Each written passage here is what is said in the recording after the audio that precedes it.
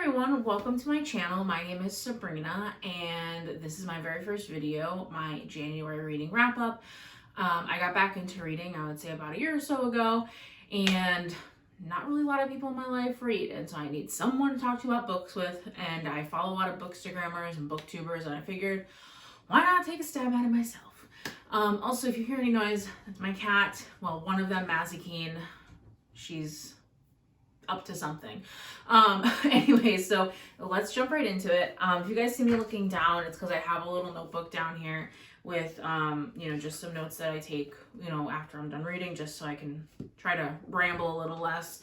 But we'll see how that works. All right, so the first book that I read in January was The Seven Husbands of Evelyn Hugo by Taylor Jenkins Reid.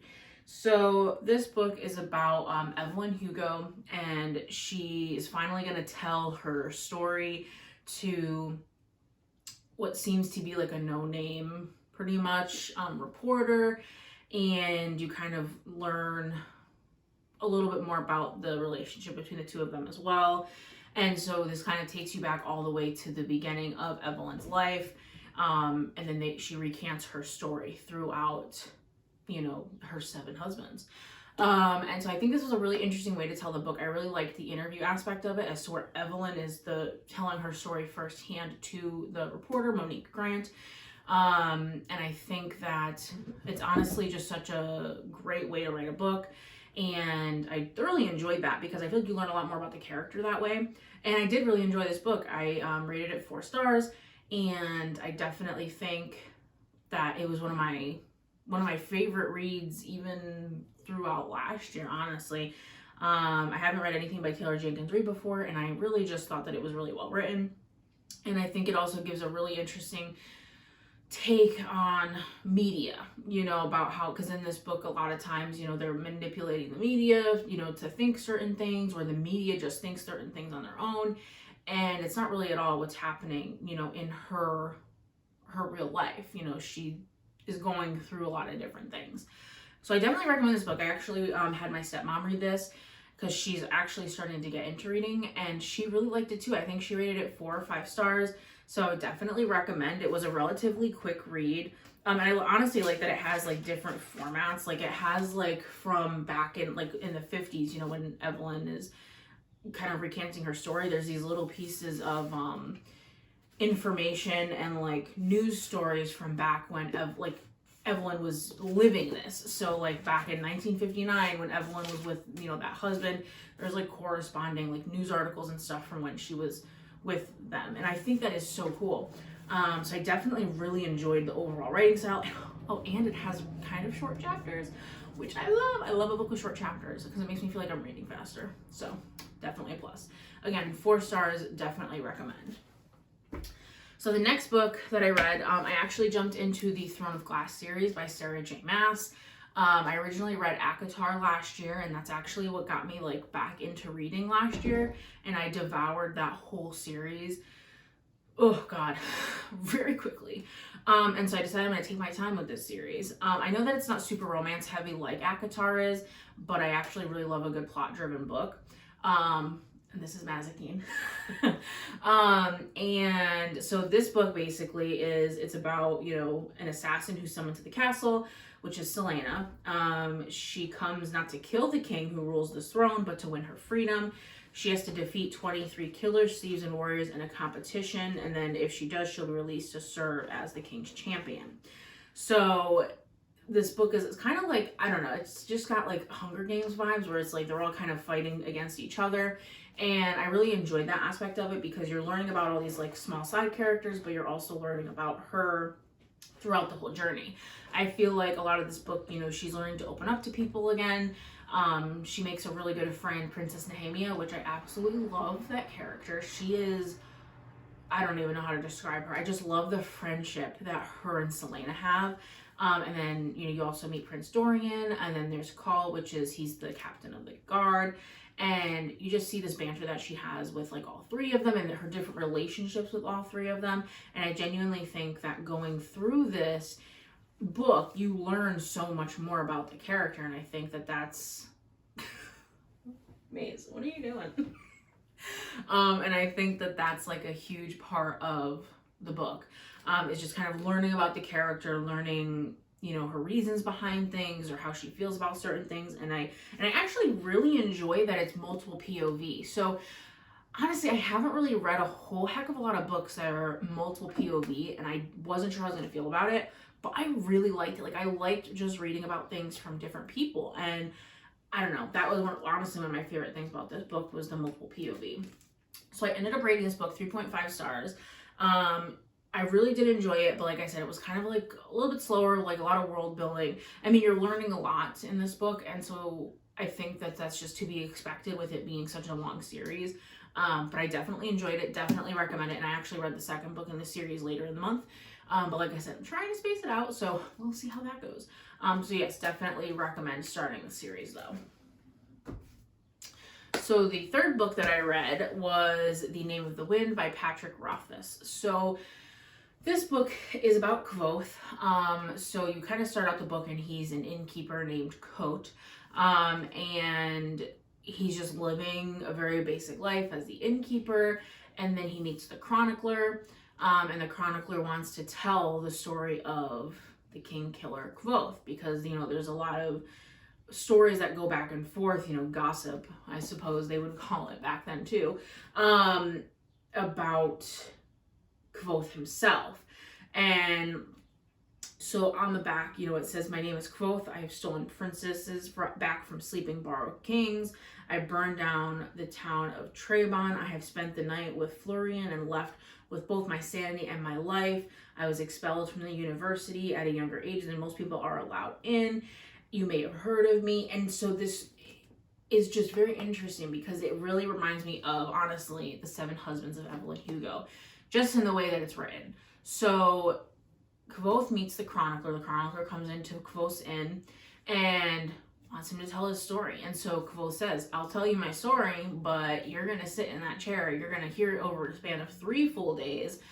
And so each book that we get is 1 day of Kvothe's storytelling. So this first book is the very first day that Kvothe is sitting down with the chronicler to tell his story. So the first book is a little bit slow, in my opinion. There isn't a lot happening. Towards the end of the book, it definitely picks up. I mean, there's definitely little parts in the book where it like picks up and you're learning a lot and you're very intrigued, but a lot of it is very slow. But again, I think that's just the aspect of the world building, because you're kind of building up to the next book, which is the Wise Man's Fear. And I hear a lot more stuff happens in the Wise Man's Fear. A booktuber that I watched, Cassandra, she raved about this book, and she also loved the Wise Man's Fear. I think she just finished it last year, the end of last year. And so I think she said that it was better than The Name of the Wind. And again, it just kind of delves deeper into more of his life, because again, you're just getting the beginning stages of his life, the university. And that's kind of where it ends. I mean, there's not a whole heck of a lot that happens in here. There's a small sub-romance plot, but it's not a romance subplot. But it's not anything crazy. And like I said, I love romance, don't get me wrong, but I also am like very character and plot driven. So that's what kept me reading this book, because I thoroughly enjoyed the characters. And I thoroughly enjoyed the plot itself, you know, learning about his life. So I'm definitely going to continue with the next book for sure. I actually ended up listening to this book on audio, I think, for about 70% of it, because the writing is so beautiful. Patrick Rothfuss has a really great way with words. But I think that my issue is that it seems dense. And I don't know if that's the right word to use, but it's just very, very dense, I think. I mean, it's a great book, but just a little heavy.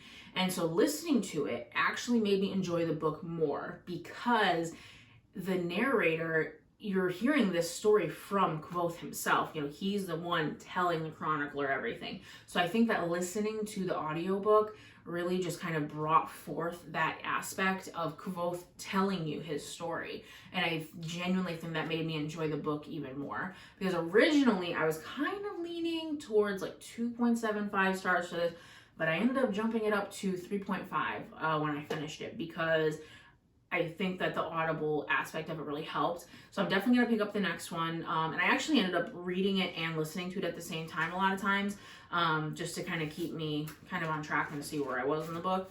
But I definitely will be picking up the second book. Like I said, The Wiseman's Fear. Don't know if we'll ever get a third book. It's been like 11 years, I think, since Patrick Rothfuss even dropped the second book, and he keeps giving fake dates and whatever.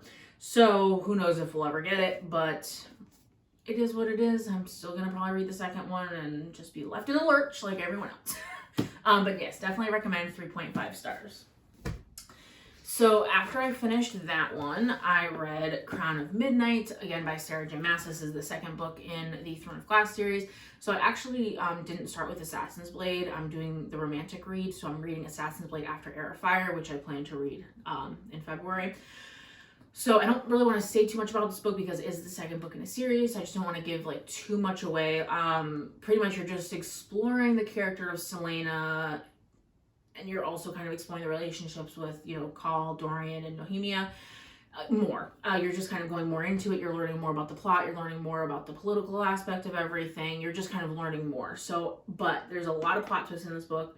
Thoroughly enjoyed this book. I think I rated it at 4 stars because I actually could not stop reading this book. I read about 70% of this book in one day because it just kept me going, kept me guessing, kept me reading, and I really, really enjoyed that. Like I said, don't want to talk too much about it because it's the second book in the series, but definitely will keep reading this series. Really, really enjoyed the plot twists in this book, and I'm so excited to continue. So the next 3 books I read are actually part of the Mortal Instruments series. So there's 6 books total in the Mortal Instruments, but the way I'm trying to read it is I'm going to be reading the first 3 books. The City of Bones, City of Ashes, and City of Glass by Cassandra Clare. And then, because the main reason I'm doing that is because I really want to read The Infernal Devices by Cassandra Clare, which is kind of, I think you're supposed to read it, the first 3 books of the Mortal Instruments, then The Infernal Devices, and the next 3 books of the Mortal Instruments. So we'll see about that. So essentially the Mortal Instruments is about, I don't have the first book, I had to return to the library, but I do have the second and third book, the City of Ashes and the City of Glass. So, essentially in the City of Bones, what it's about is this main character, Clare, and she kind of is learning all this information about herself, about her mom, about her family, about the Shadow Hunter realm, about, you know, demons, and all of these different parts of the world that she didn't know about. And there's kind of, you know, there's definitely a romance plot. And I really liked the characters. You know, there's Isabel and Alec and Magnus Bane and Clary and Jace. And I really just liked their kind of found family aspect because Jace is not related to Alec and Isabel, but they were all raised together. And then when Clary jumps in and her best friend Simon, you know, Simon at first, he's what they consider a mundane, and so is Clary, to them at that point. And I just think that it's very interesting how the dynamic changed through these 3 books. Like I said, I don't want to talk too much about them because, again, I just don't want to spoil anything. But in City of Bones, I gave it 3 stars. There was a plot that I really did not like, which I think is a complaint with a lot of people that actually read the first 3 books. And so I know I'm not alone in that. And I actually had to read, in order for me to continue this series, I had to read more on this plot in order to determine whether I was going to read more books or not. So I finished City of Bones. Like I said here, I overall really enjoyed the book. It was generally entertaining. I just really didn't like that change of plot, and it didn't happen until the end of the book. So the first part of the book I really enjoyed. So then I picked up City of Ashes, and this book I gave 2.75, honestly, is probably what I rate it, because that plot that I don't really like in the first book obviously passes on over to this book, and it's worse in this book.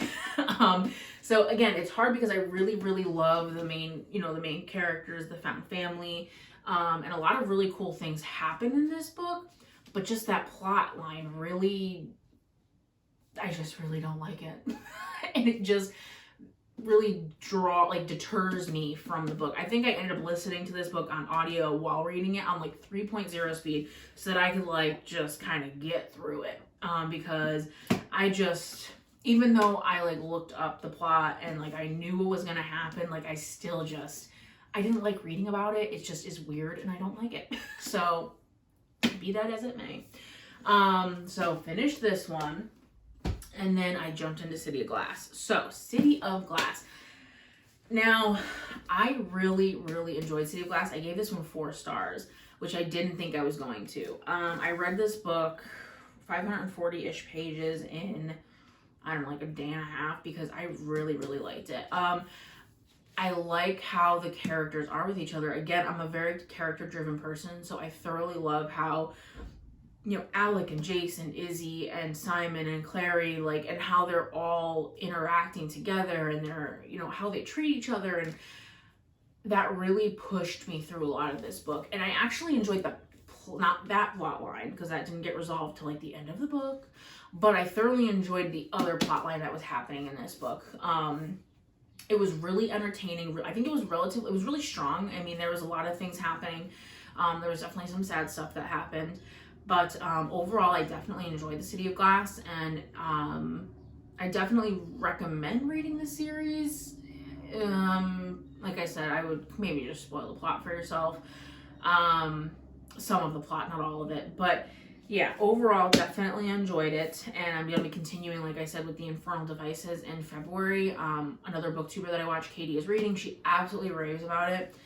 So I actually have them over here on my TBR pile, so that I can read those next month. And I am super excited to, you know, jump in to that. But first I'm finishing another book that's pretty hefty, so. But anyways, so I hope you guys enjoyed this. Again, it was my first video, so if you guys have any pointers, tips, or anything, you know, feel free to leave it in the comments below. I hope you subscribe, and I hope that you enjoyed. I hope you also enjoyed the special appearance of my cat Mazakine, because she can be a little crazy. But I'm hoping I can film a couple more videos. You know, I want to film like a February wrap-up or a February TBR. Maybe do like a tour of my bookshelves, things like that. Just other ideas that I've seen. But let me know what you guys are interested in. And, you know, please follow me on Instagram and Goodreads as well. All the same usernames, Sabrina_reads and rambles.